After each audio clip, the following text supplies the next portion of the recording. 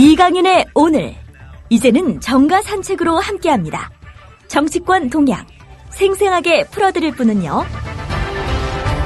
네, 김성수 평론가 안녕하세요. 김성수 평론가. 예, 안녕하세요. 김성수입니다. 감이 조금 멀군요. 예.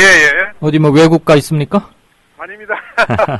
지금 이제 길거리에서 전화를 받다 보니까 그래요. 조금 멀게 느끼신 것 같은데요. 날이 덜 추워서 좀 다행입니다. 예, 정말 다행입니다. 김무성 대표가 어제 오늘 발언하는 거 봐서는 작심을 하고 이제는 청와대하고 친박계들하고 한판 붙어야 되겠다. 여기서 밀리면 나 완전히 뭐 되는 거 아니냐 이렇게 생각한 것 같은데 맞아요? 예, 거의 그렇게 보입니다. 왜냐면요, 지금 이틀째 치고 빠지기 전략을 계속 구사하고 있는데, 네. 선택하는 단어가 의미심장합니다. 권력자라고 하는 얘기를 계속 쓰고 있어요. 예. 일단은 말하면 박 대통령 말하는 거 아니에요? 대놓고 겨냥을 하고 있는 거죠. 예. 지난 26일 국회 선진화법 개정 과정을 거론하면서 당시 권력자가 찬성으로 돌아서서 통과된 거 아니냐. 그때 당시에 대다수는 반대하고 있었다. 그런데 이 권력자가 찬성으로 돌아서면서 많은 사람들이 찬성표를 던졌다. 이런 얘기를 한 거죠. 그러다가 이제 그 부분에 대해서 문제 제기가 나오고 기자들이 이제 득달같이 달려들어서 이제 무슨 의미냐 이렇게 질문을 하니까 실언이다 이렇게 사과를 했는데 네. 27일 동아일보 인터뷰에서는요. 권력자 주변에 수준 낮은 사람들은 완장을 차려야 한다. 완장 차고 권력자 이미지를 손상시킨다. 이런 얘기를 했습니다. 수준 낮은 애들. 그러면서 이 발언에 대해서 또 이제 최고 중진 연석회의 직후에 여러 사람들이 이제 물었습니다. 그랬더니 더 이상 얘기하지 않겠다. 침묵 모드로 또 전환을 했고요. 친박계에서는 지금 부글부글 끓고 있습니다. 그리고 나서 또 어떤 얘기를 했냐면요. 과거엔 권력자가 밀실서 공천을 좌우했다. 그렇지만 이제는 그런 시대가 지났다. 그래서 구태 정치에 대한 두려움으로 젊은 인재들이 선뜻 나서지 못하고 예.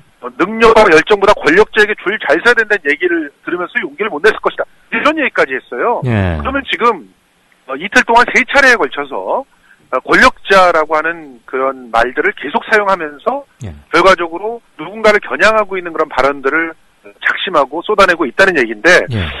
이 얘기가 그냥 단순하게 예전처럼 그냥 치고 빠지고 잼 날리고 마는 그런 상황으로 보이지 않는 것이 예. 지금 친이계들이 아주 조직적으로 움직이고 있는 모습들이 또 감지되고 있기 때문입니다. 친이계? 친이명박계? 그렇습니다. 예, 친이명박계죠. 그 시절이 언젠데 아직도 친이계가 있나? 부끄럽지 않나 보죠, 친이계들은? 예, 친이계들은 그게 부끄럽다면은 이명박 대통령께서, 전 대통령께서 4대강은 참 잘된 사업이라고 그러게, 경주인가 어디 가갖고 그랬다며요.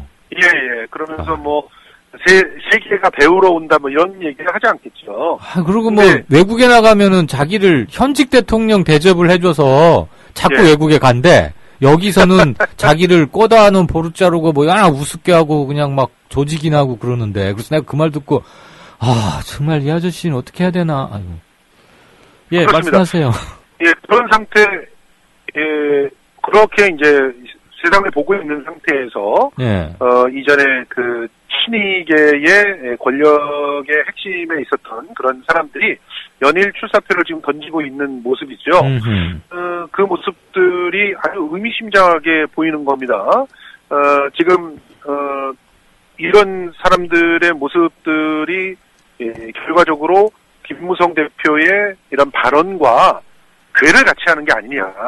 다시 말해서 이제 본격적인 지금 사실 비례대표도 아주 문제가 많고요. 그리고 실제로 공천 룰은 정해졌다고 하지만 그 공천 룰에서 100%를 결정하느냐, 37로 결정하느냐, 또 그 37에서 과연 생길 수 있는 여러 가지 변수들을 갖다 어떻게 사후에 정리하느냐에 따라서 정말 다양한 조직이 나올 수 있는데 그런 부분들이 앞으로 더 관건이 될 거란 그런 생각들이 나오고 있는 상황입니다. 예. 아무튼 친이계가 뭐 몇십 명 어디서 어느 지역구에서 어떻게 공천을 받을지는 모르겠는데 으쌰으쌰 많이 뭉치고는 있고 내 주변 계좌들을 털고 있다. 이 이명박 전 대통령 발언 때문에도 오히려 더욱 결집하는 양상. 좀 그런 거죠, 현재. 예, 그렇습니다. 자, 그런데, 예, 말씀하세요. 실제로, 친이계들이 대부분, 보통 우리가 테크노크라트 이렇게 얘기를 하잖아요. 예.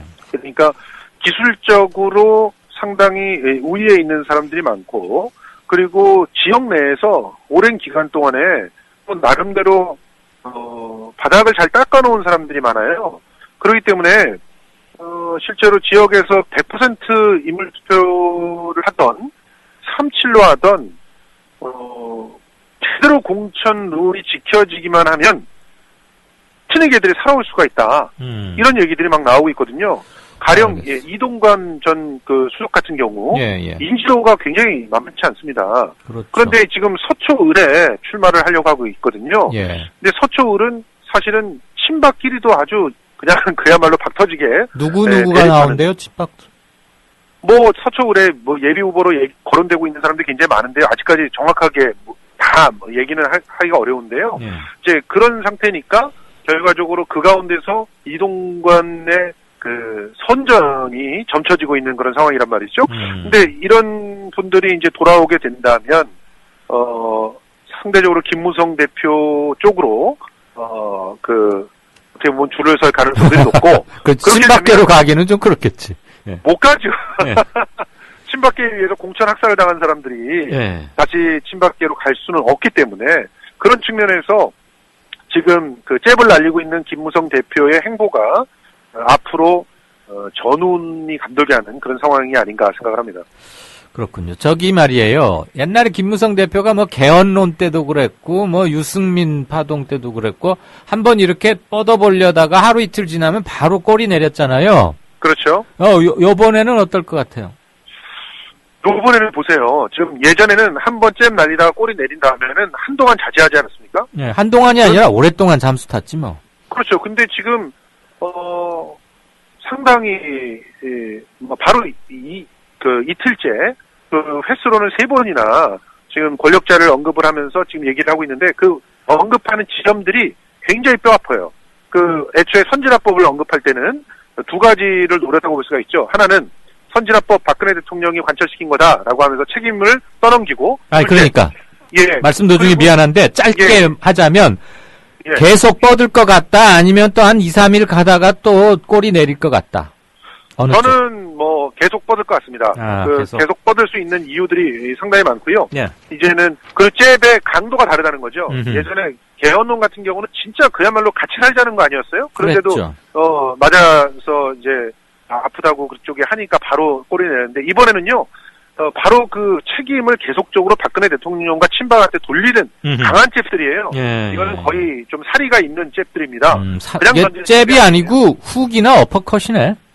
어퍼컷까지는 아직 못 되고 있지만 분명히 이 잽에는 힘이 실려 있고 맞는 사람은 굉장히 타격이 있는 그런 잽들이기 때문에 분명히 잽과 원투 스트레이트가 겸비된 컴비네이션 펀치다 이거죠. 예, 그렇습니다. 자, 더민주당하고 안철수 국민의당 가칭 호남쟁 탈전, 그 다음에 뭐 현역 물갈이 경쟁, 이거 아주 복잡하게 돌아가고 있어요. 그러면서 지지율이 안철수당은 계속 떨어지고, 뭐 어떤 여론조사 한 건 나온 거 보니까 마의 30%를 상향 돌파한 더민주당이 그런 것도 나오고 하는데, 지금 분수령에 거의 다 와 있다, 이런 얘기하는 사람들도 있습니다. 우리 김평론가는 어떻게 분석하십니까?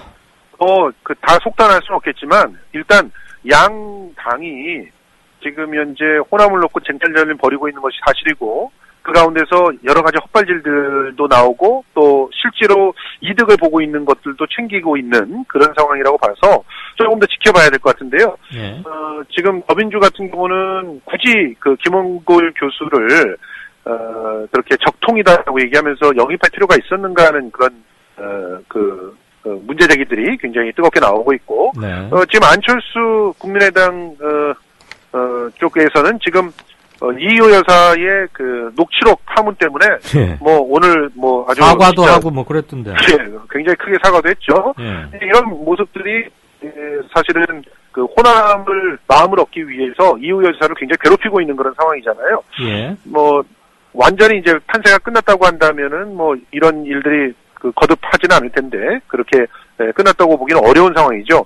그 상태에서 이제 박주선 의원이 여기 국민의당에 합류하기로 한 것은 일각에서는 호남 내에서의 지지자들을 오히려 국민의당으로부터 멀어지게 하는 처사가 아니냐 이런 지적들도 있고요. 그리고 이제 국민의당에서는 지금 당장의 어떤 모습으로 결정되는 게 아니다. 공천시에 결정되는 거다. 그러면서 사실은 뭐 지금 다선 의원들에 대한 물갈이를 공공연하게 예고하고 있기도 합니다. 과연 지금처럼 받아들여서 그런 물갈이를 할 수 있을지 그것도 지켜봐야 될 것 같습니다. 알겠습니다. 오늘 길거리에서 이렇게까지 막 다이나믹하게 전해주셔서 고마운데 어디 이동 중이셨나봐요. 일정 바쁜데 전화 인터뷰 시간 맞춰줘서 고맙고요. 다음에 또 연결하죠? 예, 고맙습니다. 잘 들었습니다. 예. 네, 지금까지 정가산책 김성수 평론가였습니다.